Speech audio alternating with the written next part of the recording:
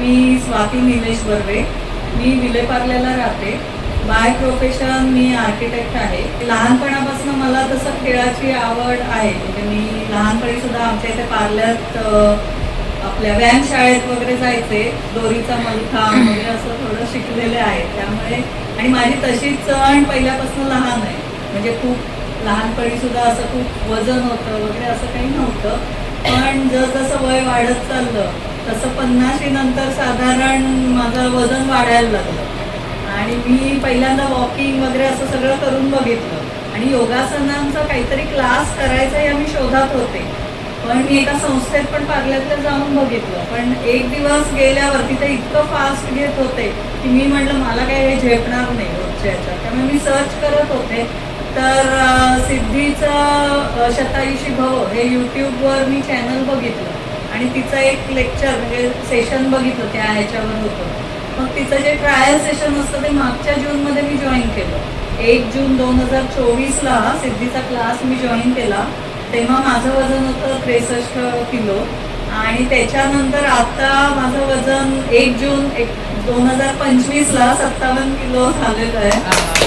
आणि असं म्हणजे डाएट मध्ये मी म्हटलं तसं बाहेरचं कमी केलं खाणं आणि घरचं जास्त खाऊन भाकरी वगैरे असं इंट्रोड्यूस केलं. नंतर फायबर वगैरे अशा यांनी आणि हिचा म्हणजे व्यायाम एवढंच. म्हणजे बाकी नाही. पण माझी फ्लेक्झिबिलिटी पण खूप वाढली.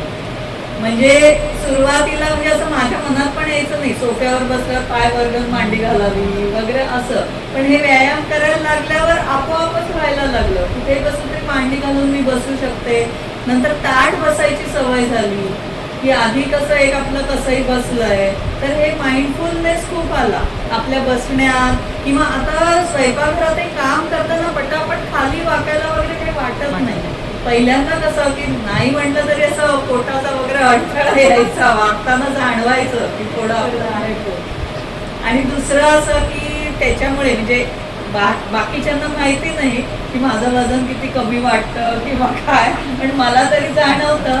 आणि त्या मनाने मग मी कसं की वेगळ्या टाईपचे ड्रेस घालू शकते आता. की पूर्वी असं वाटायचं आपल्याला हे काही चांगलं नाही दिसणार वयाच्या ह्यानी किंवा असं. पण त्यामुळे मग तो एक कॉन्फिडन्स पण आला असं झालं. त्यामुळे मग सकाळची बॅच मी 7:30 ते 8:30ची जॉईन करते. मागच्या वर्षी मी अगदी 1 वर्ष मी विगरसली हे सगळं केलं डिटॉक्स ड्रिंक आणि असं सगळं. त्यांनी खूप फायदा झाला. ह्या वर्षी आता 1 वर्ष झाल्यानंतर थोडं गणपती नवरात्र याच्या वेळी थोडं सुट्ट्याही झाल्या. नंतर ते डिटॉक्स ड्रिंक वगैरे होत नाही. पण मी भरपूर म्हणजे सगळं तिचं सेशनमधलं सगळं ती जेवढे खाऊन सांगते तेवढं करायचा प्रयत्न करते आणि त्याला मला फायदा तिचा ह्याचा खूप झालाय. आणि असं कधीच वाटलं नाही तेव्हा सुद्धा मागच्या जूनमध्ये की 2 दिवसानंतर पहिल्यांदा अंग दुखायचं की नको करायला जाऊ दे काही उठायला नको करायला नको असं कधीच वाटलं नाही की रोज करूया असं. ह्यांनी खूप आवडतं म्हणजे ती इन्स्ट्रक्शन देते आणि तिचं लक्ष असतं आपल्याकडे जरी ऑनलाईन असलं तरी. ते मला खूप आवडतं की ती इन्सिस्ट नाही करत की नाही तुम्हाला जमत नाही आहे हे नाही असं कधीच नाही करत. त्यामुळे आपल्याला पण हे होतं की आपल्याला आपलं माहीत असतं की पण आपणही त्याच्यात प्रयत्न करतो की अजून चांगलं आपण कसं करू शकतो अशा आहे. आता आमचं ऑफिस वगैरे सगळं पार्ल्यातच आहे. त्यामुळे मला प्रवास फारसा काही करावा लागत नाही. त्यामुळे ती एनर्जी इतर आपल्या मैत्रिणींपेक्षा माझी वाचते.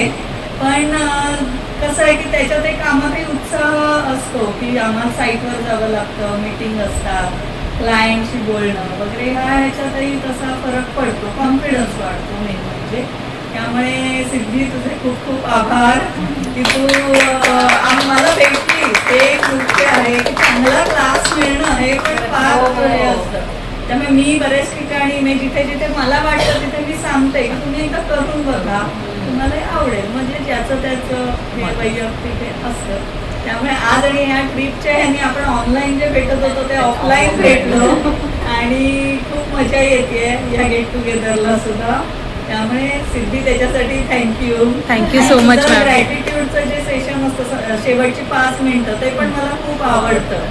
म्हणजे हा आतापर्यंत कधी असं डोक्यात येत नाही तर ते रोज त्या निमित्ताने होतं. आपल्या आई वडिलांचं सासू सासरे असतील, घरातल्यांचं, इव्हन आपले जे हेल्प करायला येतात, कुक येतात, मेड येतात, त्यांच्यामुळे आपलं चालू असतं, हेही तेवढंच खरं आहे. त्यामुळे पण एक स्वभावात बदल असं. म्हणजे एक उदाहरण म्हणून सांगायचं झालं तर आता गणपती वगैरे, गणपतीत आमच्याकडे 19-20 माणसं 2 दिवस असतात, 1.5 दिवसाचा गणपती असतो आमच्याकडे.